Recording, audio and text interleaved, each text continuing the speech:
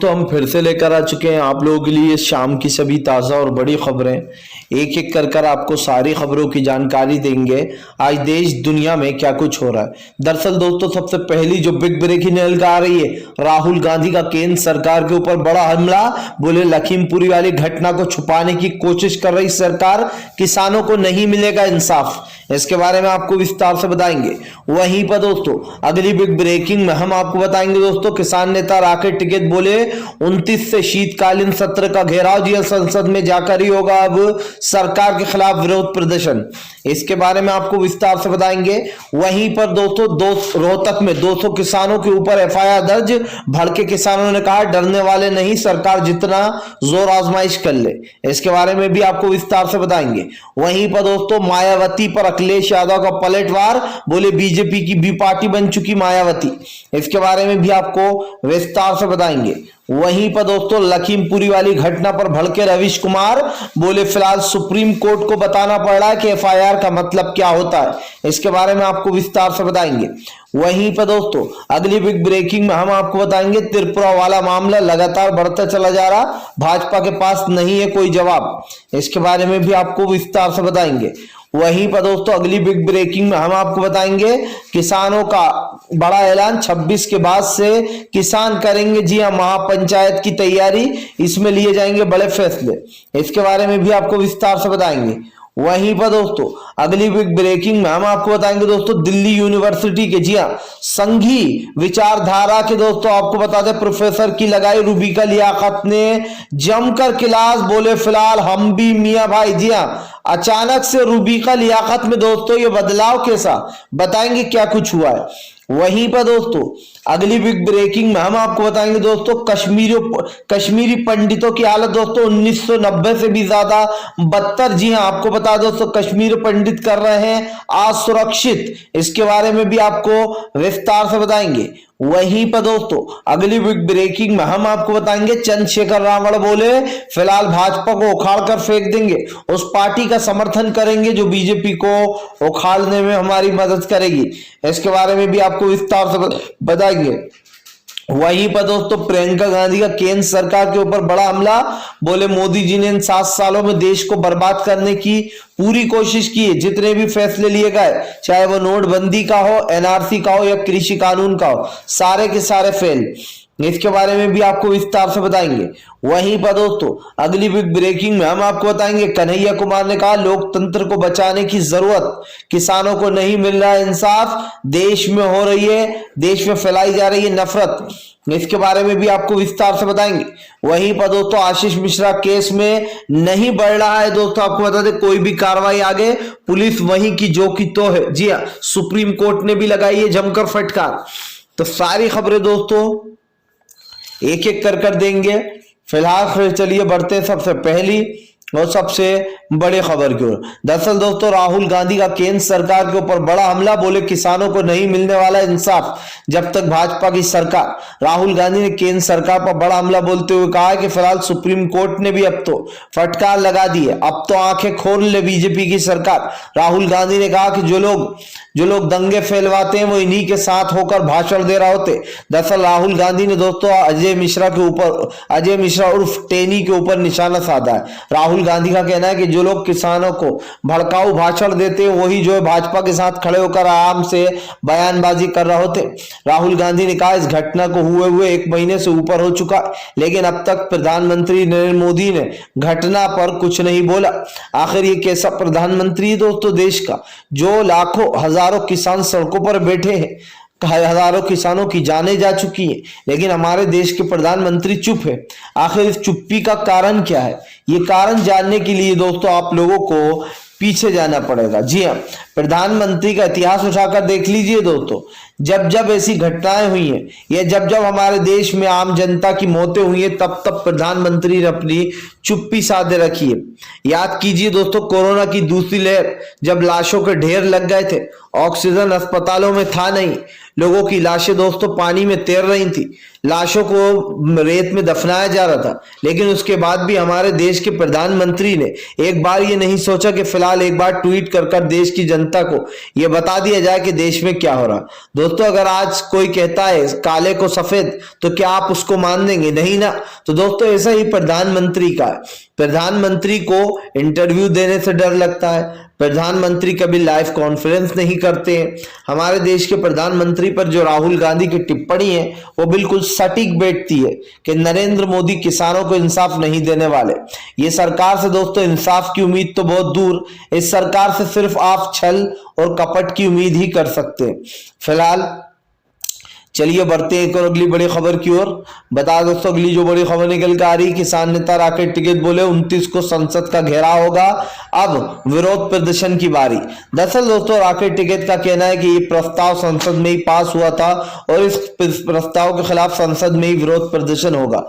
इससे पहले भी किसानों ने दोस्तों आपको बता दें किसान संसद लगाया था। अब शीतकालीन सत्र में भी किसान जो है संसद का घेराव करेंगे। राकेश टिकैत ने कहा है फिलहाल 26 को किसानों को 1 साल हो जाएगा। इस 26 तारीख के दिन काफी बड़े फैसले लिए जाएंगे। एक महापंचायत का भी आयोजन किया जाएगा। इस महापंचायत में दोस्तों फिर से एक बार किसानों की भीड़ उमड़ने वाली है। किसानों ने यह ऐलान किया है कि वो इस आंदोलन को आगे लेकर जाएंगे। राकेश टिकैत ने यह भी बताया कि शीतकालीन सत्र में हो सकता है कि अभी आगे पीछे टाइम हो तो वैसे एडजस्ट भी किया जाएगा। अभी पूरी तरीके से दोस्तों पूरी वो की जाएगी बैठक, उसमें बड़े फैसले लिए जाएंगे किसानों के कि फिलहाल 29 तारीख के दिन से अगर शीतकालीन सत्र शुरू होती है तो संसद का घेराव किया जाएगा। अगर आगे की तारीख लगती है तो उसके बाद की तारीख बनाई जाएगी। हालांकि किसानों ने कहा कि 26 से किसानों के सारे जितने भी कार्यक्रम है वो शुरू होने वाले हैं, क्योंकि 1 साल पूरा हो जाएगा 26 तारीख के दिन। और किसानों ने कहा कि फिलहाल ये लड़ाई वैसे भी आर पार की लड़ाई है। किसानों ने पिछली साल दोस्तों कई किसानों की ठंड में जान चली गई थी और यही कारण है जो राकेश टिकैत ने कहा है कि फिलहाल इस बार भी किसान अपने हक की लड़ाई लड़ने से पीछे नहीं हटेगा। राकेश टिकैत ने बताया कि ये सरकार और किसान के बीच की नहीं बल्कि ये आर पार की लड़ाई है। इस बार या तो सरकार नहीं या फिर एक कृषि कानून नहीं। फिलहाल चलिए बढ़ते हैं हम दोस्तों एक और अगली ब्रेकिंग की तरफ। बता दोस्तों अगली जो बड़ी खबर निकल के आ रही है, रुबीका लियाकत ने खोला भाजपाइयों के खिलाफ मोर्चा। जी दोस्तों संघी विचारधारा के प्रोफेसर की लगाई जमकर खिलाफ। आखिरकार दोस्तों रुबीका लियाकत को क्या हो गया? जो रुबीका लियाकत दोस्तों मोदी की भक्ति के लिए जानी थी, सडनली उनको अपने अंदर मियां भाई दिखने लगा। जी हाँ दोस्तों ये हम सही बता रहे हैं। दरअसल दोस्तों आपको बता दें कल एक लाइव डिबेट हुई। लाइव डिबेट के दौरान दोस्तों आपको बता दें संघी विचारधारा का दिल्ली यूनिवर्सिटी का जो प्रोफेसर है दोस्तों संगीत रागी, वो मुसलमानों के खिलाफ दोस्तों जहर उगलने लगा। बोलने लगा कि फिलहाल 90% जो मुसलमान हैं उनके दिमाग में जो है यहाँ पर आतंकवाद चलता है। जी हाँ, यानी कि 90% मुसलमानों को दोस्तों वो आतंकवादी विचारधारा का बताने लग गया। जबकि आतंकवादी विचारधारा के कौन लोग हैं दोस्तों, ये आपको भी दिखाई दे रहा है। जो लोग मुल्लों को काटो के दिल्ली में नारे लगाते वो है दोस्तों असल में आतंकवादी विचारधारा के। जो कपिल मिश्रा वहां पर जाकर मुसलमानों को भड़काता है, दूसरे दिन दंगे फैल जाते, वो है दोस्तों आतंकवादी विचारधारा का। जिस पिंकी चौधरी को पुलिस को गिरफ्तार करने में इतना टाइम लग गया वो है आतंकी विचारधारा का। अब दोस्तों दिल्ली यूनिवर्सिटी का संगीत रागी बोलने लगा कि 90% जो मुसलमान है उनकी सोच आतंकवादी है। जिसके बाद रुबीका लियाकत ने कहा कि चंद मुट्ठी भर मुसलमानों को के होते हुए आप 14 करोड़ मुसलमानों को कैसे जो है यहाँ पर संघी विचारधारा का बता सकते हो? रुबीका लियाकत ने कहा कि अगर आप मुसलमानों के बारे में चंद मुट्ठी भर मुसलमानों के बारे में पूरी मुसलमान कौम को टारगेट करोगे तो मैं यहां बैठकर आपकी बकवास नहीं सुनूंगी। 10,000 मुसलमान भी नहीं होंगे वो जिन्होंने ये किया होगा। रुबीका लियाकत ने कहा कि आई एम मियां भाई। सोचिए दोस्तों ये के कौन रहा है? आई एम मियां भाई रुबीका लियाकत। ये डायलॉग रुबीका लियाकत का कल दोस्तों सोशल मीडिया पर जमकर ट्रोल हुआ है।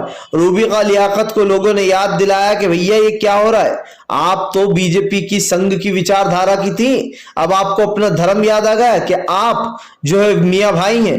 दरअसल दोस्तों मियां भाई को बदनाम करने के लिए बीजेपी के प्रवक्ता और संगीत रागी जैसे दोस्तों टट्टू इन्हें टट्टू कहा जाएगा दोस्तों बीजेपी का, क्योंकि ये 2 रुपए लेकर बैठ जाते हैं और बकवास करना शुरू कर देते हैं। सवाल ये उठता है दोस्तों कि रूबिका लियाकत ने कहा कि आप अगर मुसलमानों को ऐसे बदनाम करोगे तो मैं आपके मुंह पर बोलूंगी कि मैं मियां भाई हूं, आई एम मियां भाई, और मुझे गर्व है अपने मुसलमान होने पर। सोचिए दोस्तों कितनी बड़ी बात बोल गई मोदी भक्त रूबिका लियाकत। लेकिन रूबिका लियाकत जी, याद ये ठीक है, आपने जो अभी जवाब दिया वो तो ठीक है, लेकिन आप ये भूल गई हैं कि इन लोगों को बढ़ावा देने वाले भी आप जैसे पत्रकार ही हैं, जो अपना दीन ईमान छोड़कर इन जैसे संघियों के पीछे हो जाते। जी हाँ, हमारे हिंदू भाइयों को बदनाम करवाते हैं आप लोग, क्योंकि हमारे हिंदू भाई कभी भी इस तरीके के गैर जिम्मेदाराना बयान देते ही नहीं है। वो कभी भी दोस्तों मुसलमानों के खिलाफ बुराई नहीं करते। वो तो दरअसल दोस्तों संघी विचारधारा, आरएसएस विचारधारा के लोग हैं जो मुसलमानों को टारगेट करते और हमारे हिंदू भाइयों का नाम खराब करते। जबकि हमने देखा है कि हमारे भारत देश में हमारे हिंदू भाई, सिख, ईसाई सब लोगों का प्यार बहुत ही मजबूत है। तो ऐसे लोगों को बढ़ावा देने वाली दोस्तों रूबिका लियाकत ही है। मैं तारीफ करता हूं, ऐसी बात नहीं है दोस्तों, रूबिका लियाकत के इस जवाब की मैं तारीफ करता हूं कि रूबिका लियाकत ने इस संगीत रागी जैसे संघी विचारधारा के इंसान को इसकी औकात याद दिला दी। लेकिन इस बात को भी डिने नहीं किया जा सकता दोस्तों, भुलाया नहीं जा सकता कि फिलहाल इन लोगों को बढ़ावा देने वाली ये गोदी मीडिया पत्रकार रूबिका लियाकत भी है। फिलहाल चलिए हम बढ़ते हैं दोस्तों एक और अगली ब्रेकिंग की तरफ। बता दोस्तों अगली जो बड़ी खबर निकल कर आ रही है, दरअसल दोस्तों आपको बता दें रवीश कुमार का मोदी सरकार के ऊपर बड़ा हमला। बोले फिलहाल अब सुप्रीम कोर्ट को याद दिलाना होगा कि एफआईआर का मतलब होता क्या है, कैसे तफ्तीश की जाती है। दरअसल दोस्तों आपको बताता चलूं, रवीश कुमार ने भारतीय जनता पार्टी के खिलाफ मोर्चा खोल दिया है। मामला है लखीमपुरी वाली घटना से जुड़ा हुआ। दरअसल दोस्तों कल सुप्रीम कोर्ट ने लखीमपुरी वाली घटना पर न सिर्फ योगी आदित्यनाथ की सरकार को फटकार लगाई, बल्कि उत्तर प्रदेश की पुलिस को यह भी बताया कि एफआईआर का मतलब क्या होता है। आपको बताता चलूं दोस्तों, कल लखीमपुरी वाला घटना पर लंबी बहस चली, जिसके बाद दोस्तों ये बताया गया कोर्ट में कि फिलहाल तफ्तीश चल रही है और नए सिरे से चल रही है। लेकिन पूरे सोचिए दोस्तों, सुप्रीम कोर्ट ने कितनी बड़ी टिप्पणी की कि इस नई रिपोर्ट में कुछ भी नया नहीं है, आपके वही घिसी पिटी रिपोर्ट है, वही सब कुछ तत्व आपने पेश किए। आपने मोबाइल टावर के होते हुए ये पता नहीं लगाया कि वहां पर कौन कौन से मोबाइल एक्टिव थे। दोस्तों टावर से पता लगाया जा सकता है कि वहां पर कौन कौन से मोबाइल एक्टिव थे उस वक्त घटना के दौरान। दूसरी बात दोस्तों, सुप्रीम कोर्ट ने कहा कि फिलहाल आशीष मिश्रा के मोबाइल के अलावा और किसी का मोबाइल अभी तक आपके पास क्यों नहीं है, ये पुलिस से सवाल पूछे गए दोस्तों। इसी के साथ साथ सुप्रीम कोर्ट ने कड़ी टिप्पणी करते हुए कहा कि आप लोगों को क्या अब यह भी समझाना पड़ेगा कि एफआईआर का मतलब क्या होता है, एफआईआर में किन किन बातों का ध्यान रखा जाता है और कैसे तफ्तीश की जाती है। दरअसल दोस्तों देखिए, ये बात तो रवीश कुमार सर ने साफ की है कि फिलहाल बीजेपी की जो सरकार है वो आरोपियों को बचाने की कोशिश कर रही है। सोचिए दोस्तों, अखबार की जो हेडलाइन बन जाती है एक एक दिन के लिए, सुप्रीम कोर्ट ने लगाई लखीमपुर वाली घटना पर मोदी योगी सरकार को फटकार। बस पेपर की सुर्खियों में ये मामले बटरते चले जा रहे हैं। इसी के साथ साथ दोस्तों सुप्रीम कोर्ट की इस टिप्पणी को भुलाया नहीं जा सकता है कि इनकी जांच को पूरी तरीके से गलत बता दिया है सुप्रीम कोर्ट ने, और यह तक कह दिया कि आपने अभी तक कोई जांच नहीं की है। सिर्फ आशीष मिश्रा का मोबाइल है पुलिस के पास दोस्तों, और किसी का भी मोबाइल नहीं। अब आप सोचिए कितनी बड़ी मिस्टेक, या फिर यूं कहते दोस्तों कि अजय मिश्रा उर्फ टेनी के होते हुए दोस्तों उसके बेटे को कुछ नहीं होने वाला है। लिख के ले लीजिए दोस्तों, ये मामला यूं ही घूमता रहेगा।